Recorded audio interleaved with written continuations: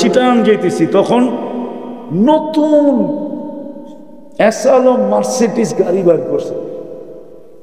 বাংলাদেশের সর্বপ্রথম AC Mercedes গাড়ি বার করছে অ্যাসালম। তো নতুন গাড়ি বাইরেছে, আমি বাসে যেতেছিলাম চিটাঙ্গে, আর পান খাওয়ার খুব স্বভাব আগের থেকেই। আমার সাথে আরো দুই একজন ছিল, কেন আমি একা সফর কখনো করি না। আমার সাথে ছিল, আমি বসে বসে পান খাইতেছি। আমার আগে একজন বসা, ওনার সাথেও 4-5 জন, চেহারা বড় নাদুস নদুস। চিটাঙ্গের ভাষা তো আপনারা বুঝবেন না। চিটাঙ্গে বেশি সুন্দর মানুষরে কয় বর্তার ডল্লা। এটা চিটাঙ্গের ভাষা যে জানে সে বুঝবে। মানে নাদুস নুদুস, চেহারা সুন্দর, ফকফকে, এরকম একজন বসা। আসলে তো বাস বন্ধ, এসি বাস না, পানের গ্রান, জর্দার গ্রান হয়তো নাকে গেছে। তা একজন উঠা এসে কইতেছে, ওনারে আপনি চিনেন? আমি কি, না তো, আমি তো চিনি না, আমি তো চিনি না। উনি অমুক পীরজাদা। মানে আমাকে বুঝাইলো আর কি, এটি একটা হাতুড়া আর কি, মারলো আমার মায়ের মাথার উপরে আর কি, যে অমুক পীরজাদা উনি, ঠিক না? আপনি এরকম পান খাইতেছেন, ওনার কষ্ট হইতেছে, এটা বলে না, খালি বলছে কি উনি অমুক পীরজাদা। তা আমি একটু বাবলয়া বললাম, আপনি আমারে চিনেন? না, আমি তো আপনারা চিনি না। তাই আমি বললাম, উনি হলো পীরজাদা আর আমি হলাম নবীজাদা। কে বড়? কে বড়? আরে বলেন না, কে বড়? সত্য তো? কসম খাইলেও তো গুনাহ হবে না? হবে? কোরআন ধরলে কোনো গুনাহ হবে না। তাই আমি বললাম, পীরজাদা বড় না নবীজাদা বড়? কেন আমি তো ঢাকায় মানুষ না, বিয়ে করছি পুরান ঢাকা, বোঝেন না? জীবনটা কাটছে ঢাকায়, পুরান ঢাকা, একটু স্টাইল তো কিছু জানা আছে, ঠিক না? হ্যাঁ। তো দেখলাম একবারে চুপ হয়ে গেল, বাসের লোক দিল হাইসা। এখন আমরা নবীজাদা কিভাবে? আমাদের বাবাকে, আরে বলেন না, আদম আলাইহিস সালাম, ঠিক না? উনি নবী না রসুল? উনি তো নবীও রসুলও, ঠিক না? তো আমি নবীজাদা কি ভুল? হ্যাঁ। আরেকটা দেখাই কোরআন দিয়া, হুয়া সাম্মা আবুকুম ইব্রাহিম, আবুকুম আবুকুম আবুকুম হুয়া সাম্মাকুমুল মুসলিমিন। কোরআন তো বলে আমার বাবা ইব্রাহিম, তাহলে আমি নবীজাদা না? হ্যাঁ না, নবীজাদা না। একবারে ঠান্ডা। আবাবিল ইসলামী যুব সংগঠন ও এলাকাবাসীর যৌথ উদ্যোগে কানে সাহাবা ইসলামী মহাসম্মেলনের সম্মানিত সভাপতি, উপস্থিত উলামায়ে কেরাম, এলাকার থেকে আগন্ত মুসলমান ভাইয়েরা, যেই পর্যন্ত লাউড স্পিকারের আওয়াজ পৌঁছতেছে যদি শোনার সুযোগ থাকে, তো পর্দার অন্তরালে মা ও বোনেরা, কোরআন হাদিস থেকে যতটুকুই তেলাওয়াত করলাম, আশা রাখি একই সামনে রেখে অল্প সময় কিছু কথা রাখব, সাথে সাথে দোয়ার দরখাস্ত। এই পর্যন্ত যা শুনলাম আর সামনে যা শুনব, আল্লাহ সাধ্য অনুযায়ী আমাদেরকে আমল করার তৌফিক দান করেন। একটা অনুরোধ থাকবে, যতক্ষণ কথা শুনব মনোযোগকে উজাড় করে দিয়া শুনব। উজাড় বোঝেন? পুরো মনোযোগটাকে ঢাইলা দিয়া শুনব। দ্বিতীয় অনুরোধ হলো, পরিবেশটাকে বিলকুল নিঝুম রাখবো, কোনো আওয়াজ যেন না হয়।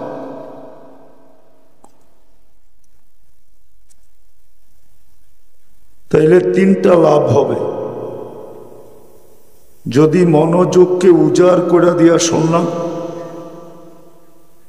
আর পরিবেশটাকে হইহুল্লার থেকে বিলকুল নিঝুম রাখলাম, তাহলে তিনটা লাভ হবে।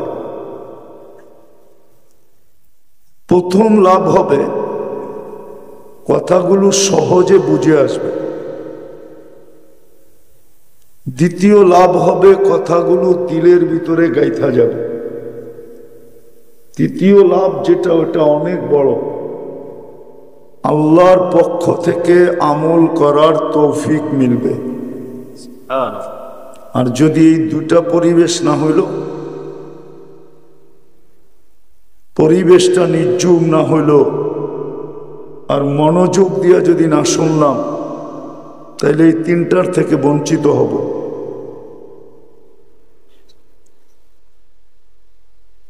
এই জন্যই বৎসরের পর বৎসর ওয়াজ শুনতে থাকে। মিডিয়ার যুগ হিসাবে সারাদিন মাইক্রোফোন দিয়া, সারাদিন হেডফোন দিয়া শুনতে থাকে, এয়ারফোন দিয়া শুনতে থাকে, কিন্তু জীবনে পরিবর্তন হয় না। কারণ যতটুক মনোযোগ দেওয়ার দরকার, প্রত্যেক ওষুধেরই কিন্তু মাত্রা আছে। মাত্রা ছাড়া কোনো ওষুধ নেই। ডাক্তার প্রত্যেক ওষুধের মাত্রা দেয়। মাত্রা বোঝেন তো? পরিমাপ দেয়। এই জন্য শোনারও একটা পরিমাপ আছে। যত মনোযোগ হবে, এটা কোরআনের কথা, ইদা কুরিয়াল কোরআন ফাস্তামিউ, কোরআনী কথা যখন শোনো তো মনোযোগকে উজাড় করে শোনো। আনসিতু, বিলকুল চুপচাপ শোনো। কেন? এটা মেলা না, বৎসরে একবার হয়, মেলা হিসাবে হয় না। এটা রুহের খোরাক হিসাবে হয়, রুহের খোরাক। কথা এখনো আমি শুরু করি নাই, কেননা আমাদের সমাজের যুবক বলেন আর বৃদ্ধ বলেন, নারী বলেন আর পুরুষ বলেন, শিক্ষিত বলেন আর ধনী বলেন, অশিক্ষিত বলেন, গরিব বলেন আর ধনী বলেন, সমাজপতি বলেন আর সমাজের বসবাসকারী বলেন, একজন পাওয়া যাবে না যে সারা বৎসরে একবার 2 মিনিটের জন্য নির্জনে বৈশা ভাবে যে আমার দেহটাকে সচ্ছল রাখার জন্য, দেহ বোঝেন তো? আরে বোঝেন দেহ?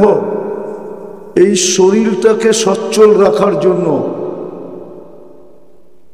সারা বৎসর আমার মাথার গাম পায়ে ফেলতে হয়। সারাদিন চিন্তা করতে করতে চুল পাকাইতে হয়। সামলা, চুল পাকাইতে হয়। যদি আমার দেহটার জন্য এত পরিশ্রম করতে হয়, এত খাটতে হয়, দেশ থেকে দেশান্তর হইতে হয়, তাইলে আমার এই আত্মাটার জন্য কি কোনো কিছুই প্রয়োজন নাই? মনে হয় বুঝাইতে পারি না। যে আমার দেহটার জন্য যদি এত কিছু লাগে, তাহলে যেই আত্মাটা আমাকে বাঁচায় রাখলো, যেই আত্মাটা আমাকে সচল রাখলো, ওই আত্মাটার জন্য কি কোনো কিছুর প্রয়োজন নাই? কিন্তু একজন বলেন তো এখানে যে আমি সারা বৎসরে 1 মিনিটের জন্য কখনো ভাবছি, কোনো যুবক বলো, কোনো বৃদ্ধ বলো, চিরকুট বা চিঠি দিয়া কোনো নারী বলো, যে আমি সারা বৎসরে 1 মিনিটের জন্য ভাবছি যে আমার দেহটার জন্য যদি এত কিছু প্রয়োজন হয়, এত চিন্তা লাগে, এত ভাবনা লাগে, এত পরিশ্রম লাগে, এত খাদ্য লাগে, এত পোশাক লাগে, এত কাপড় লাগে, এত চুপড় লাগে, এত সাবান লাগে, এত তেল লাগে, এত লোশন লাগে। তাহলে আমার আত্মাটার কি সারা বৎসরে কিছুই লাগে না? একজন হাত উঠে বলেন তো যে আমি চিন্তা করি, কিন্তু একজনও তো হাত উঠাইতে পারতেছে না যে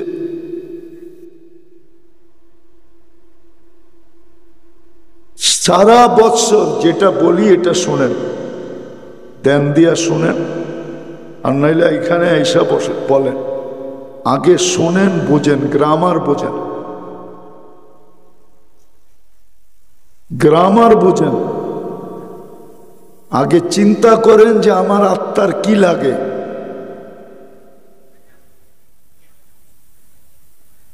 আত্মার কোনো কিছু লাগে কিনা এটা আগে চিন্তা করেন। রাগ হয় না, পায়ে হাত রাখি। বরিশালের প্রবাদ বাক্যের মতো বললেন না, মুই কি কম বুঝি, মোরে বুঝাইতে হইবে। আগে গ্রামার বোঝেন। আমি একটা জিনিস বুঝাইতে চাইতেছি আপনার লাভের জন্য, বোঝেন, কাজে দিবে। তো যেটা বুঝাইতেছিলাম যে আত্মা নিয়ে আমরা সারা বৎসরে একবার ভাবি না যে এটার কি প্রয়োজন,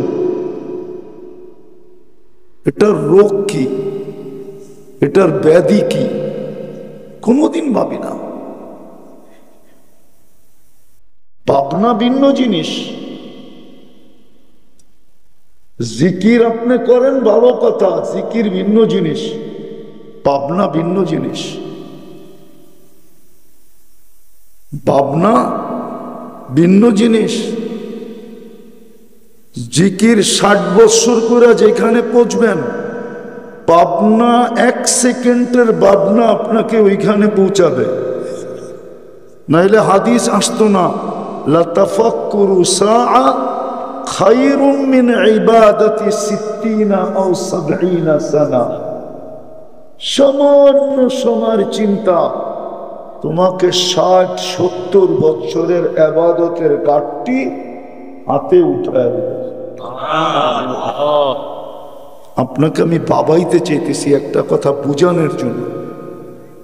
যেটা বলতেছিলাম কথা অন্যদিকে চলে গেছে, কেননা কথা এইখান থেকে আসে না, ওইখান থেকে আসে।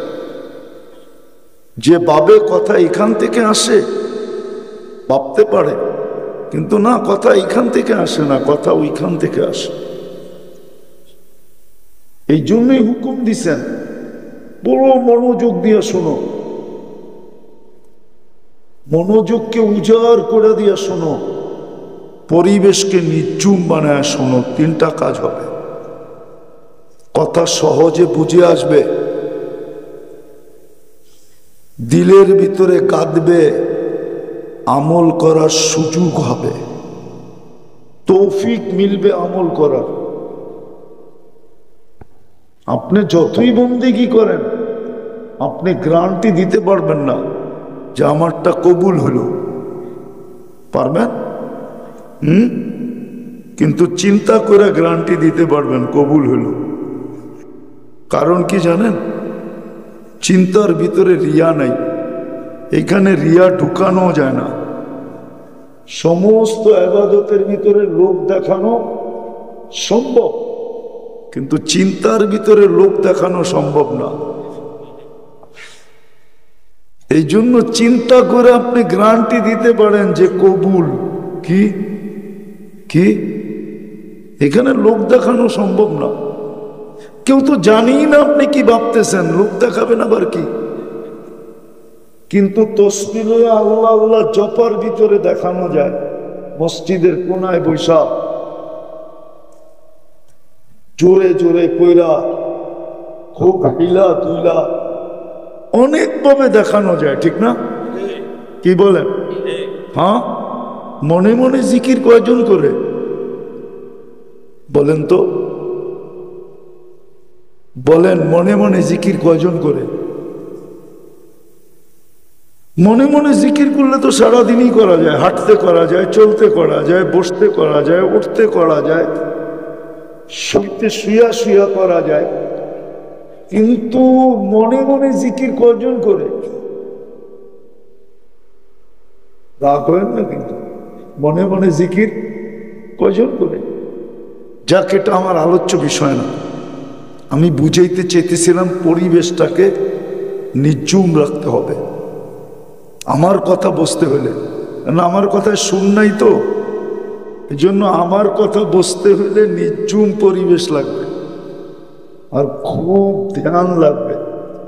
তাইলে হয়তো আপনি আমার কথা বুঝে আসতে পারেন। কেননা সুর নাই। অনেক সময় সুর দিয়েও ভারে কাটে, নাইলে ধারে কাটে, ঠিক না? আমার ভারও নাই, ধারও নাই। কি নাই? পারও নাই, তারও নাই যে ভার দিয়া কাটবে, আর দাঁড় তো নাই, নাই নাই। এই জন্য আমারটা মনোযোগ দিয়ে শুনতে হবে। তা আমি যেটা বুঝাইতে চেয়েছিলাম মেরে আজিজো, সত্য এটাই, ছোট জীবনটা, কিন্তু জীবনটা কি ছোট। 60-70 বৎসরের জীবন, বরং এই উম্মতের জীবন 70 হইলে 70-এর হিসাব হবে না, 60 হইলে 60-এর হিসাব হবে না, 80 হইলে 80-র হিসাব হবে না। কেননা 80-র উপরে গেলে তো হিসাব হয়ই না। কেননা এই উম্মতের জন্য আল্লাহর পক্ষ থেকে বড় ফ্যাসিলিটি আছে। ফ্যাসিলিটি বোঝেন তো? বড় ছাড়, বড় বড় ছাড়, বড় সুযোগ দিছেন আল্লাহ উম্মতকে। এই জন্য 80 বৎসরের উপরে যখন হয়, ইদা বালাগা সামানিন, যখন 80 বৎসরের উপরে হয়, তো লাম ইউক্তাব দাম্বু, এর গুনাহ লেখা হয় না। এই উম্মতের বয়সের ভ্যালু আছে, বয়সের কি আছে? ভ্যালু আছে। আমি দেখাইতেছি, মনে যখন উঠলো পুরাটাই বলি। 40 বৎসর পর্যন্ত যখন পৌঁছলো, কিন্তু শর্ত হলো প্রাপ্ত বয়স্ক যেদিন হলো, ওই দিন থেকে 40 বৎসর পর্যন্ত যদি আল্লাহর হুকুম, রসুলের তরিকাকে সাধ্য অনুযায়ী মানার মাঝে 40-এ পা দিল, 3টা রোগ আর হবে না। সে আর কোনোদিন পাগল হবে না, শ্বেত রোগ হবে না, কুষ্ঠ রোগ হবে না। যেদিন 50-এ পা দিবে দিনদারির সাথে, এর আর কঠিন হিসাব হবে না। হিসাবান ইয়াসিরা। সময় কতটুকু লাগবে হিসাবের জন্য? তা আল্লাহ রসুল বলছে, ফজরের 2 রাকাত সুন্নত পড়তে যতটুকু সময় লাগে। এই জন্য হাদিসে আছে, আল্লাহ রসুল ফজরের নামাজ, বুখারী শরীফে আছে, বুখারী শরীফে আছে, ফজরের 2 রাকাত সুন্নত, তাড়াতাড়ি পড়াও সুন্নত, আবার ছোট ছোট সূরা দিয়েও পড়া সুন্নত। কি? তাড়াতাড়ি পড়া আর ছোট ছোট সূরা দিয়া পড়া কি সুন্নত। এতটুক সময় লাগবে হিসাবের জন্য। আর কারো তো 50,000 বৎসর লাগবে। যখন 60-এ পা দিবে, ইদা বালাগা 60, 60-এ পা দিবে দিনদারির সাথে, তো আহাব্বাতুল মালাইকা, ফেরেশতা তাকে ভালোবাসতে শুরু করবে। ফেরেশতা তাকে, বরং আরেকটা শব্দ বলা যায়, ফেরেশতা তাকে বন্ধু বানায় নিবে। ফেরেশতাও তার বন্ধু, সেও ফেরেশতার বন্ধু। ওয়াইদা বালাগা সাবঈন, যখন 70-এ পা দিবে তো আহাব্বাল্লাহু ইলাইহিল ইনাবা, আল্লাহ বলবে এখন আমার কাছে চলে আসলে ভালো হয়। আল্লাহ তার প্রত্যাবর্তনের আকাঙ্ক্ষী হবে। আল্লাহ চাবে বান্দা যেন আল্লাহর কাছে চলে আসে। ওয়াইদা বালাগা সামানিন, যখন 80-তে পা দিবে লাম ইউক্তাব যামবু, গুনার লেখা হবে না। কিন্তু বয়স যদি আরো পায়া ইদা বালাগা 90, 90-তে পা দিল তো গফারাল্লাহু মিন যামবিহি মা তাকাদ্দাম ওয়া মা তাআখার, আগে পিছের গুনাহ আল্লাহ মাফ করে। সুবহানাল্লাহ। এই জন্য আমাদের জীবনটা কিন্তু ছোট, কিন্তু পুরাটার হিসাব নিবেন না। কেননা এই উম্মতের সাথে আল্লাহর একটা বিশেষ দোস্তি আছে, বিশেষ দোস্তি। কি? একটা উদাহরণ দিলে বুঝে আসবে। মনে করেন আপনার বাড়িতে অনেকগুলা মানুষ আসলো প্রয়োজনের জন্য, কিন্তু আপনার ঘনিষ্ঠতম থেকে ঘনিষ্ঠতম একজন আসলো ওদের সাথে, আপনি ঘনিষ্ঠ থেকে ঘনিষ্ঠতম আসলো, এদের সাথেই আসলো, প্রয়োজনই আসলো। কিন্তু চিরাচরিত দেখা যায়, চিরাচরিত দেখা যায় সাধারণ মানুষগুলাকে আগে ডাকবে। ওই ব্যক্তি যদি বলে যে আমি কিছু বলতে চাই, তাইলে ইশারা দিয়া বলবে চুপ থাকো। আমি বুঝাইতে পারতেছি? সাধারণ মানুষগুলোকে বিদায় দিয়া বলবে এইবার তুমি আর আমি, কি বলবা বলো, আমি কি করতে পারি বলো। কেননা তুমি আমার ঘনিষ্ঠ ব্যক্তি, সবার সামনে তোমারটা শোনাও শোভনীয় না, আবার বলাও উত্তর দেওয়াটাও কিনা শোভনীয় না। আল্লাহর সাথে উম্মতের সাথে একটা ঘনিষ্ঠতা আছে, জানি না আমি বুঝাইতে পারবো কিনা। ঘনিষ্ঠতার কারণে প্রতি রাত্রে আল্লাহ প্রত্যেককে ডাকে, সারাদিন যাকে দেওয়ার দেয়, যা করার করেন, কিন্তু রাতের 3/1 যখন অতিবাহিত হয়ে যায় তো আল্লাহ নিজে প্রথম আকাশে চলে আসেন, আরশ থেকে নিজে নিচে নাইমা আসেন, আর আয়েশা ডাকেন হাল মিন মুস্তাগফির মাল্লাহুল হাজা, যার প্রয়োজন আছে আয়, তোর আর আমার সাথে একটা ঘনিষ্ঠ সম্পর্ক আছে, আয় এখন আয়, কি বলবি বল, আমি কি করতে পারি করব।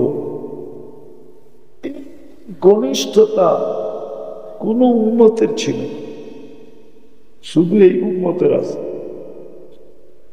এরকম ঘনিষ্ঠতা কোন উম্মতের কি ছিল না? ছিল না। কিন্তু এই উম্মতের ঘনিষ্ঠতা আছে যে সারা দিন কোলাহল থাকে। কি কোলাহল বোঝেন? মনে হয় বোঝেন নাই। সারা দিন কি থাকে? হাটের থাকে, বাজারের থাকে, অফিসের থাকে, আদালতের থাকে, মেইলের থাকে, ফ্যাক্টরির থাকে, ঠিক না? হ্যাঁ, ক্ষেতের থাকে, খামারের থাকে, রোডের থাকে, ঘাটের থাকে। কিন্তু রাত যখন নীরব হয়ে যায় তো কোনো কোলাহল থাকে না। কি শুধু থাকে কি? নির্জুমতা। কি থাকে? নির্জুমতা থাকে, নির্জুম পুরী। তখন আল্লাহ ডাকে আয়, তোমার সাথে আমার সাথে একটা ঘনিষ্ঠ সম্পর্ক আছে, যেটা আমি 1.25 লক্ষ উম্মতের মধ্য থেকে কাউকে দেই না।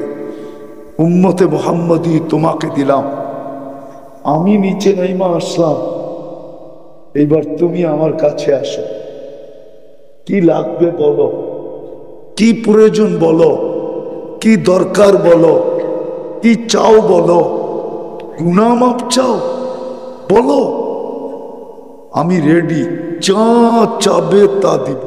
তো যেটা বুঝাইতেছিলাম মেরে দোস্ত, শেষ কথায় চলে আসছি, জীবন কইরা যাওয়ার কোনো বিকল্প নাই।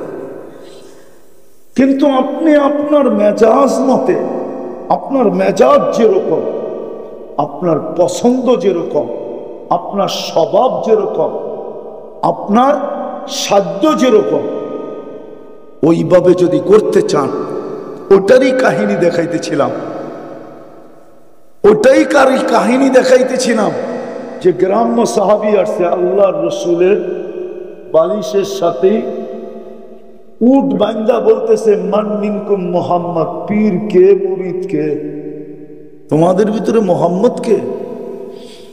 তো সবাই দেখায় দিছেন। তারপরে বলতেছে, আপনার প্রতিনিধি আমাদের গ্রামে আসছে, বলতেছে আল্লাহর আপনার উপরে ঈমান আনতে হবে, সত্য তো?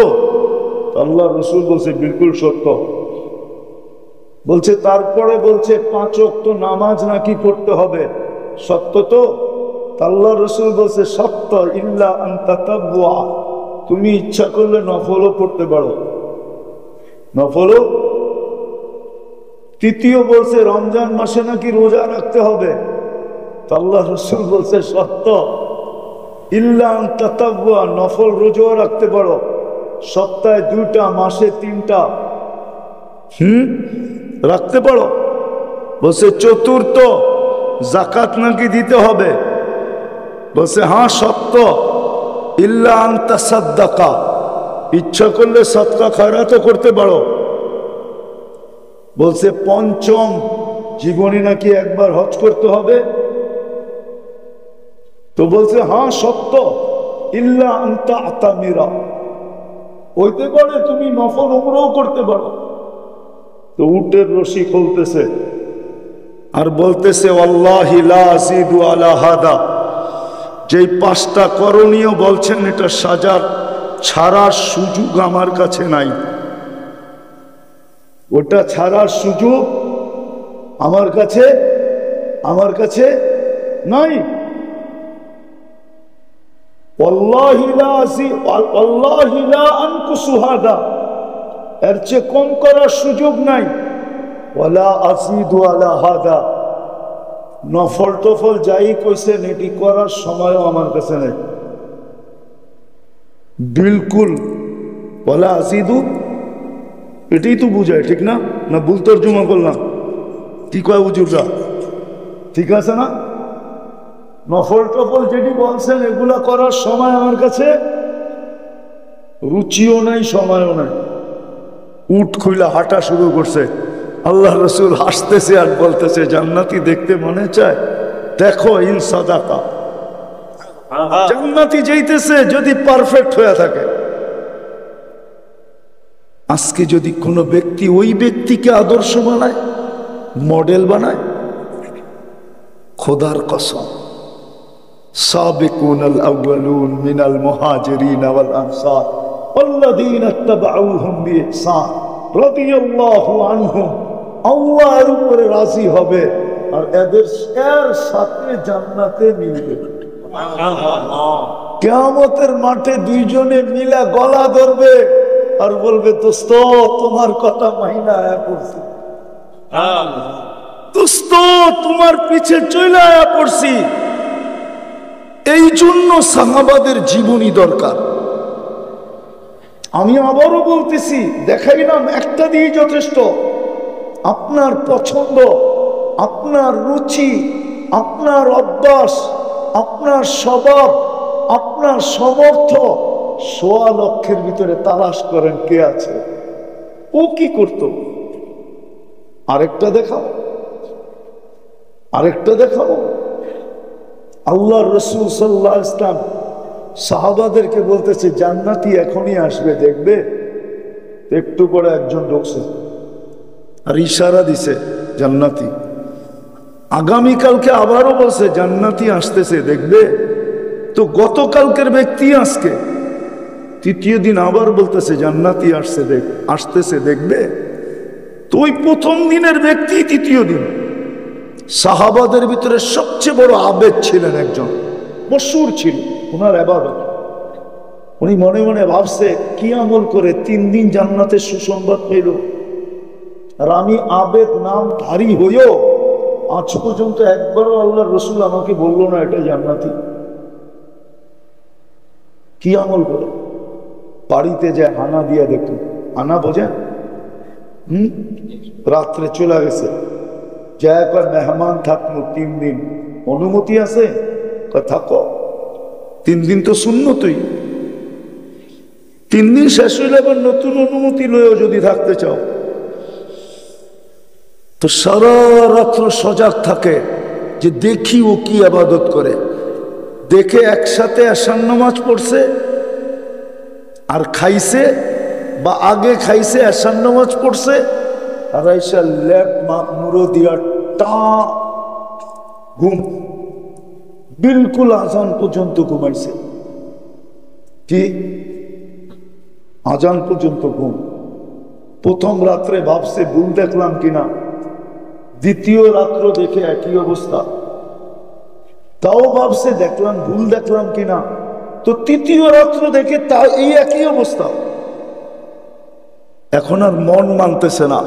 তৃতীয় দিন পার হওয়ার পরে জিজ্ঞাসা করতেছে, ভাই 3টা রাত্র তো সজাগ কাটাইলাম, তোর বাড়িতে হানা দিলাম, 3 দিন তোকে আল্লাহ রসুল জান্নাতি বলল, কি আমল তুই রাত্রে করিস? দিনের বেলাও তো কিছু করিস না, রাত্রেও তো ঘুমায় কাটাস, শুধু সাধারণভাবে যা করে সবাই তাই করস, 5 ওয়াক্ত নামাজ পড়স, রোজা রাখস, যাকাত দেস, হজ করছিস, সাধারণ যেটা ওটাই করিস, কোনো গুরুত্বপূর্ণ তো কিছু দেখলাম না। কেন তোকে বললো 3 দিন জান্নাতি? হয়তো এটার জন্য বলতে পারে, শুনবি? শোনা, আমি যখন বিছনায় যাই না, তো মানুষ ঘর ঝাড়ু দেয়, বিছনা ঝাড়ু দেয়, আমি দিলটা ঝাড়ু দিই। আমার দিলে কোনো মুসলমানের জন্য কিছু থাকে না। সারা দিনেও যদি আমার দিলে কিছু আসে কারো ব্যাপারে, আমি ঘুমানোর আগে এটা ঝাড়ু দিয়া মাপ কইরা ক্লিন কইরা তারপরে ঘুমাইতে যাই। তো সাহাবী রসুল বলতেছে, ওয়াল্লাহি হাদা, এটার কারণেই মনে হয় তোকে 3 দিন জান্নাতি বলছে। আজকের থেকে যদি আপনার স্বভাব বানাইতে পারেন যে আমি ঘুমানোর সময় মুসলমানের জন্য আমার দিলে কিছু থাকবে না, আমি জানু দিয়া ঘুমাবো, সবাইকে মাফ করে দিয়া ঘুমাবো, অথচ আমার সমাজ তো হলো ভাই ভাই লোকে কথা বলে না 1 বছর হয়ে গেছে, চেহারা দেখে না বছর হয়ে গেছে, ঠিক না? স্বামী এক খাটে, স্ত্রী আরেক খাটে, ঠিক না? হ্যাঁ, কি সত্য তো? হ্যাঁ, সমাজের ভিতরে এক একজন এক এক রকম। আপনি যদি ওই সাহাবীকে অনুসরণ করলেন আজকার থেকে, তো কালকে আপনি ওনার সাথে যে মিলবেন আর বলবেন, দোস্ত তোমারই মাইনাই আইছি তোমার কাছে। এই জন্য শানে সাহাবা এই জন্য ছিল যে আমরা যেন সহজে জীবনটা করতে পারি, আমার পছন্দ মতো, আমার মেজাজ মতো, আমার অভ্যাস মতো, আমার সমর্থ মতো, কিন্তু আমাকে সাহাবায়ে কেরামের জিন্দিগির ভিতর থেকে তালাশ করে বাইর করতে হবে যে কোন সাহাবীর পছন্দ কিরকম ছিল, মেজাজ কিরকম ছিল। তাইলে আমাকে 1.25 লক্ষের জীবনী পড়তে হবে, সাহাবাদের জীবনী পড়তে হবে। কিন্তু আফসোস, আমরা তো জীবনী পড়বো দূরের কথা, সাহাবাদের নাম পর্যন্ত জানি না, ঠিক না? বাকি সময় নাই, লম্বা আলোচ্য বিষয়, কথা অনেক দিক দিয়ে ঘোরাফেরা, সময় কেটে গেল। এই জন্য সাহাবায়ে কেরামের আদর্শ জীবনী আমাদের শিখা দরকার, পড়া দরকার। যদি পড়তে না পারি তাহলে হুজুরদের কাছ থেকে জানা দরকার যে হুজুর আমি আসছি একজন সহজ এরকম সাহাবীর আমল বলেন আমাকে যেটা করা খুব সহজ। যুবকের জন্য আছে, নারীর জন্য আছে, পুরুষের জন্য আছে, নারীর জন্য, পুরুষের জন্য আছে, ধনীর জন্য আছে, গরিবের জন্য আছে, রাজার জন্য আছে, প্রজার জন্য আছে, প্রত্যেক ব্যক্তির জন্য। সাহাবা আদর্শ কি? সাহাবা আদর্শ। এহসান পরে কোনোদিন আসলে আবার শোনাবো না, সাহাবাদের এহসান আমাদের উপরে কত, দয়া কত। একটা দিয়ে শোনাই আপনাকে। বলেন আজ থেকে 1400 বৎসরের যুগটা কেমন ছিল? আরে বলেন না, কেমন ছিল? ওরা দাদার যুগ ছিল, ঠিক না? দারিদ্রতার যুগ ছিল, ঠিক না? দুনিয়ায় সচ্ছলতার যুগ ছিল না। প্রযুক্তি তো দূরের কথা, টেকনোলজি তো দূরের কথা, এক অন্ধকার যুগ ছিল, ঠিক না? সর্বদিক দিয়েই ঠিক না? যার কাছে আছে তো এত আছে, যার কাছে আছে তো বেশি দিনের তো কথা না, বেশি দিনের কথা না। আমাদের ছোটবেলার কথা বলতেছি, মনে আছে? এখন মনে নাই, কিন্তু শুনছি, সমীহা দেখছি চোখে, কিন্তু বাস্তব যখন ছিল জমিদারি তখন দেখি নাই। কিন্তু দাগ ছিল তখন দেখছি, দাগ রেখা ছিল তখন দেখছি। বাংলাদেশও ছিল, জমিদার যখন বাহির হতো তাহলে প্রজাদের রাস্তা দিয়ে হাঁটার অনুমতি ছিল না। আপনারা জানেন না? প্রজাদের যার সুন্দরী মেয়ে পছন্দ হতো ওটা জমিদারের ঘরে যাইতে বাধ্য হতো। এরকম ছিল, জুলুম ছিল। ওই জমানায় সাহাবারা কোরবানি দিয়া, আল্লাহ রাসূল হিজরত করেন না, মক্কায় ওই সময় উপস্থিত, কোরবানি দিয়া চলে আসছেন বাংলাদেশে আপনাকে আমাকে জান্নাত দেওয়ার জন্য। 4 জন, আবু ওয়াক্কাস, ওহাব ইবনে মালিক, কাসব ইবনে হুযায়ফা, উরওয়া ইবনে সাসা। বলেন কেমন কোরবানি? দুইজনের কবর এখানে হয়ে গেছে, দুইজনের কবর চিনে। বলেন কেমন কোরবানি? ভাবতে পারেন? মক্কার থেকে রওনা, আল্লাহ রাসূল তখনও মক্কা হিজরত করেন নাই, ওনারা বাংলাদেশে পৌঁছে গেছে। 4 জন, আবু ওয়াক্কাস, ওহাব ইবনে মালিক, কাসব ইবনে হুযায়ফা, উরওয়া ইবনে সাসা। দুইজনের কবর বাংলাদেশে। কাসেম ইবনে হুযায়ফা, উরওয়া ইবনে সাসা, দুইজনের কবর বাংলাদেশে, দুইজনের কবর চীনে। আবু ওয়াক্কাস রাদিয়াল্লাহু তাআলা আনহু, ওহাব ইবনে মালিক, মঙ্গোলিয়ার বর্ডারে ওনার কবর। 2টা চিহ্নিত আছে আর এই 2টা চিহ্নিত নাই। চিহ্নিত না হইয়া ভালোই হয়েছে, ঠিক না? হ্যাঁ, কি ভালো হয়েছে না? ভালো হয় না? আল্লাহ জানে, আল্লাহর বন্ধু এরা কত বড় কোরবানি দিছে আপনার আমার ইমানের জন্য, আমলের জন্য। এই জন্যই তো মনে হয় বলা হয়েছে, এই জন্যই মনে হয় বলা হয়েছে সাহাবাদের উপরে যারা আঙ্গুল উঠাবে, আঙ্গুল যারা উঠাবে, কোরআন বলছে, কোরআন, ওদের ইমান থাকবে না, বেঈমান হয়ে যাবে, বেঈমান। ও যত বড়ই পাগড়ি পড়ুক, ও বেঈমান। বিশ্বাস হয় না? কোরআন বলে, কোরআন, আমি কোরআন দিতেছি।